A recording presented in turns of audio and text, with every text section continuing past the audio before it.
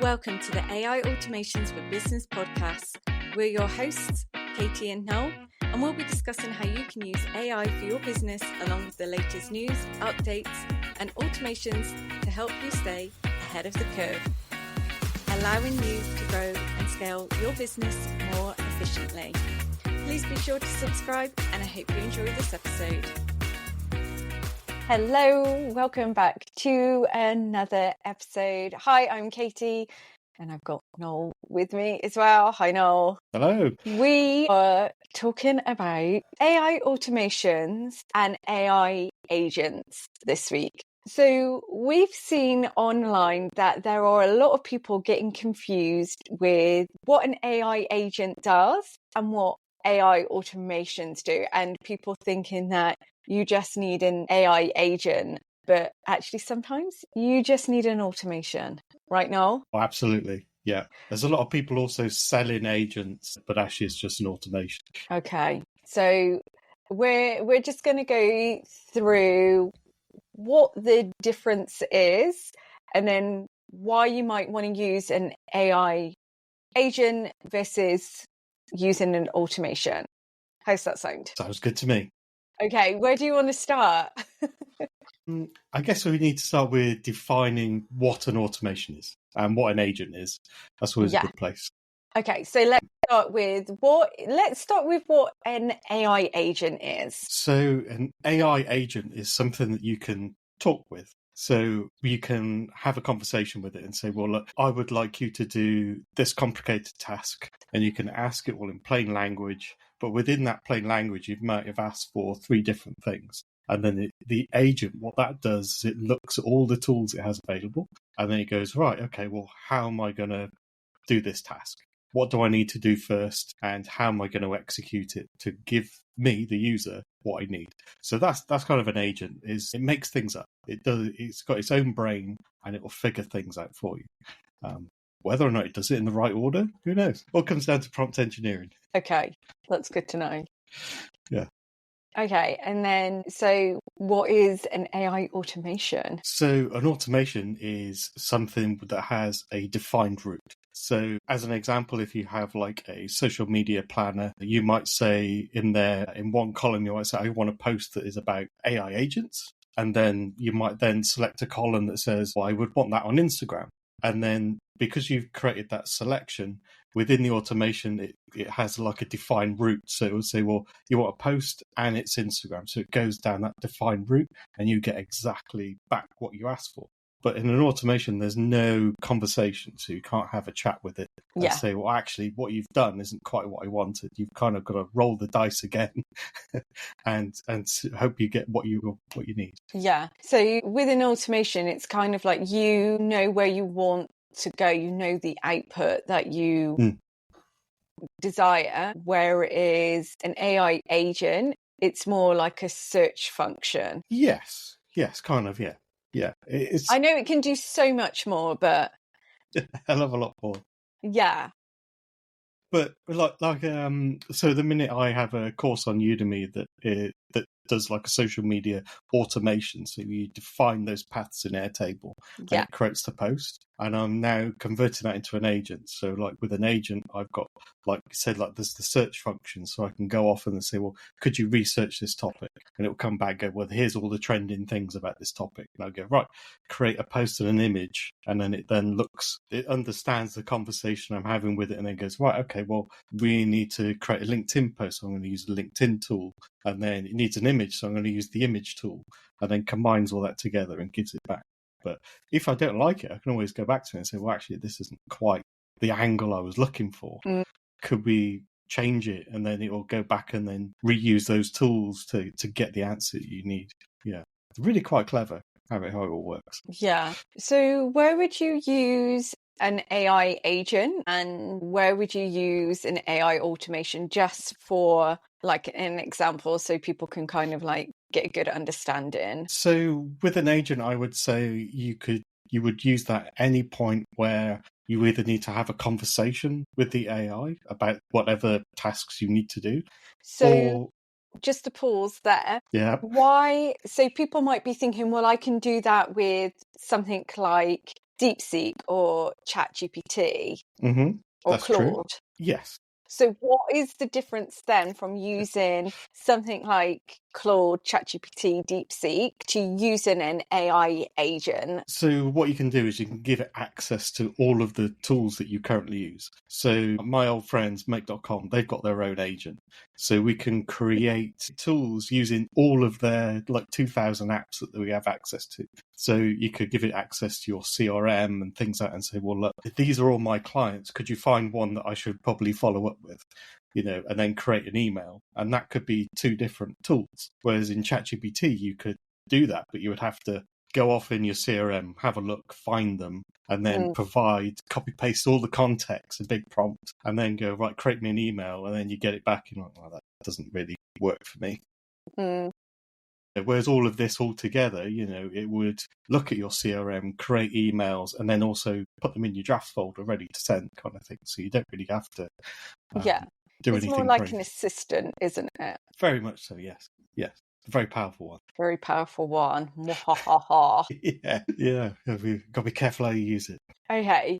So let's have a look at then some pros and cons of using AI agents and AI automations. So what one do you want to start with first? So with an automation, I will start with those ones, is if you've got a predefined process, so you're creating the same type of document or, you're creating the same sort of content each time and, you have predefined routes that you want to use, then an automation is the only way to go on that one. So the big pro is it will always go down the routes and use the tools and applications that you connected in that automation. It won't go off and make things up. So it's very consistent. And for businesses, that is ideal. A lot of people kind of want the same sort of stuff every single time. Yeah. So that's a big pro. Those repetitive tasks that most of us have within our business. Yes. And the con for an agent on those sort of processes, you could give it access to all of the same tools that you would in an automation. But every now and then that agent might decide, you know what, I'm not going to bother using that tool. I'm going to do something different and then and then use something else to get a similar output. So it's not like it's not like hard coded in. So it's very flexible, which isn't ideal for some people. Yeah. When you know exactly what you want it to create week in, week out, for example, you want it to have the same results. Whereas an AI agent, because it's almost got like a mind of its own. It does. Might go, do you know what, I'm not feeling that this week, I'm going to tweak it, or I'm going to skip a step, or I'm going to give you a completely different answer. Yeah. So what I was finding with one client, so I had a call with them and she said, oh, let's book in another call. And she said, oh, but I've just built this agent that will do all this for me. And she sent a voice note to the agent and said, book in this call with Noel. This is the time. This is his email. And it came back and said, yeah, all done. It's all booked. And we were both looking at our phones and went, I haven't had anything of you. And she was like, no. And then we looked at the automation and basically the agent had just gone, I can see I've got access to Gmail and Google Calendar, but let's just say it's done. So that was one particular tool. So Make.com's agent is a lot better. It will actually use the tools. That particular one, not so great. Easy to build. And that was with N8N. So that was easy to build, but yeah, just kind of ignored what tools you give access to, which isn't ideal because obviously if you're wanting to send that to a client, and say, well, let's book in a call, and you're like, yeah, great, get the agent to do it, and then it comes back and says, yeah, I've done it. You're like, okay, but did it? So for that case, would actually an AI automation have been a better use rather than the agent? Yes, in a way, yes. Yeah, you could have. There would have been ways to do that. Yeah. So I'll let you keep going with your pros and cons. Pros and cons. So I guess a real pro when it comes to agents is like the ability to talk to it and then amend and things like that. So that could be really handy. So I use Telegram to chat with agents, but you could put that into any chat thing that you currently use. It could be Slack, it could be Microsoft Teams. We can connect all of that information in there, and then just have a plain conversation. Because what I find with some of the more enterprise apps and agents is you've kind of got to put in like keywords, and if it doesn't understand the keywords, you don't get the response. Where there's the ones we can build within like make.com and things like that, it's a lot easier just to have a plain conversation. Yeah, that makes sense. Yeah.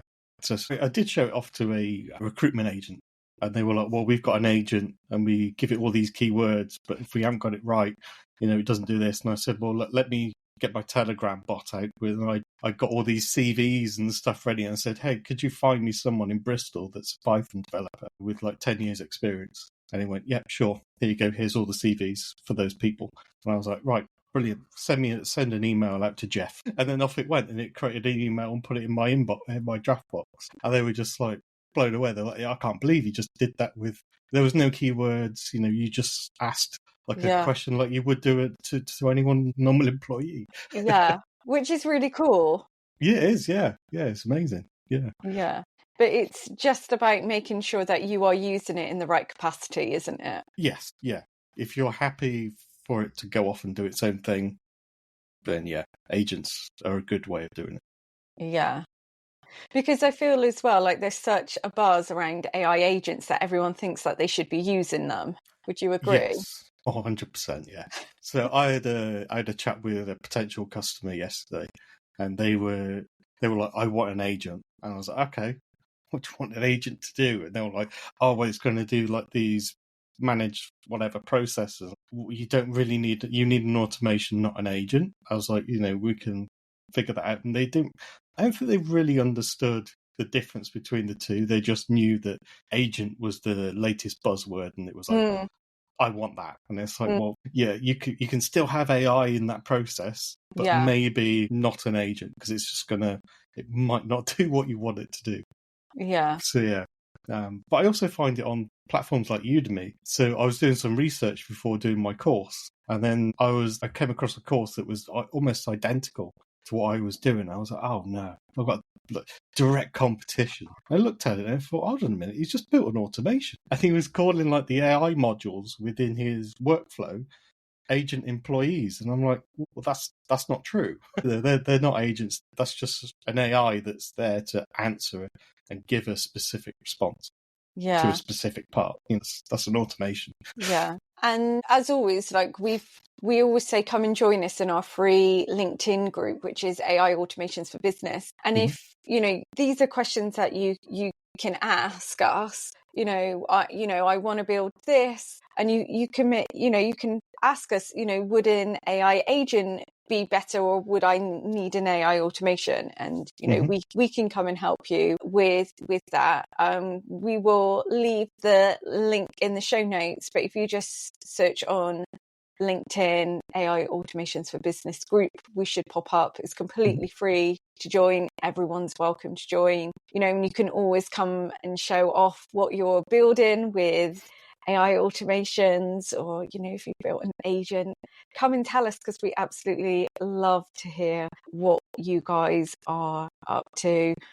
I know one of our members, she was telling us that her daughter runs an Etsy store, and she was using AI automation for that. And I just thought that was so cool. Like, I just love, learning what you guys are using AI automations for. But yeah, do come in and use that group. It's there. It's a lovely community. It's very supportive. And yeah, we put a lot of updates in there as well, like when new things get released and things like that. Noel, anything else to add on AI automations and AI agents? I think we've covered all the basics, just to arm you with that knowledge so you know the difference between the two. Yeah. Knowledge is power, right? Absolutely, yeah. Don't go buying an agent when it's an automation. Yeah. Don't get caught up in the hype. No, definitely not. No. Yeah, there's a lot of it. Yeah. This isn't it. Amazing. Well, thank you so much for listening to this episode. If you like it, please come and leave a review for us. It really helps us, so it spreads the word, so more people can learn more about AI automations for business. And we will catch you on another episode very soon.